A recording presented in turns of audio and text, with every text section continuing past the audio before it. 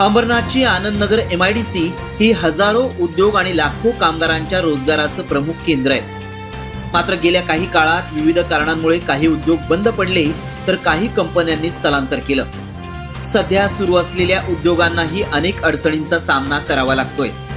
याच पार्श्वभूमीवर अंबरनाथच्या औद्योगिक क्षेत्राला पुन्हा उभारी देण्यासाठी आमा म्हणजेच ॲडिशनल अंबरनाथ मॅन्युफॅक्चरिंग असोसिएशननं पुढाकार घेतलाय।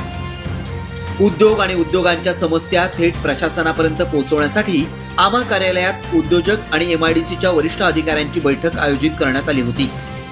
या बैठकीत आनंदनगर MIDCतील विविध प्रश्नांवर सविस्तर चर्चा करण्यात आली। बंद पडलेल्या कंपन्या पुन्हा सुरू करण्यासाठी MIDC कडून प्रयत्न सुरू असून त्यांच्या अडचणी समजून घेऊन त्यांचं पुनरुज्जीवन करण्यासाठी आवश्यक ती प्रक्रिया आणि उपाययोजना करण्यावर बैठकीत भर देण्यात आला। याशिवाय उद्योगांना भेडसावणाऱ्या विविध प्रशासकीय अडचणी, पायाभूत सुविधांशी संबंधित प्रश्न आणि इतर समस्या उद्योजकांनी अधिकाऱ्यांसमोर मांडल्या। या प्रश्नांवर संबंधित विभागांनी तातडीनं कार्यवाही करावी अशा सूचनाही अधिकाऱ्यांना देण्यात आल्या।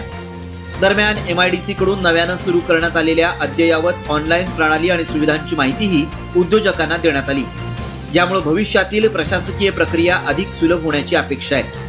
या बैठकीला आमा संघटनेचे अध्यक्ष उमेश तायडे, MIDCचे उपमुख्य कार्यकारी अधिकारी धनंजय सावलकर, प्रादेशिक अधिकारी नितीन चव्हाण, उपअभियंता वैभव पाटील, आमा पदाधिकारी मकरंद पवार, सेक्रेटरी परेश शहा यांच्यासह मोठ्या संख्येनं उद्योजक उपस्थित होते।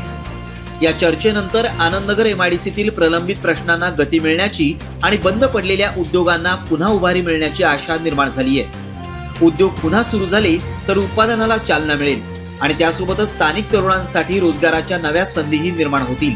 त्यामुळे MIDC प्रशासनाच्या भविष्यातील भूमिकेकडे आता उद्योजकांसह कामगार वर्गाचंही लक्ष लागलंय।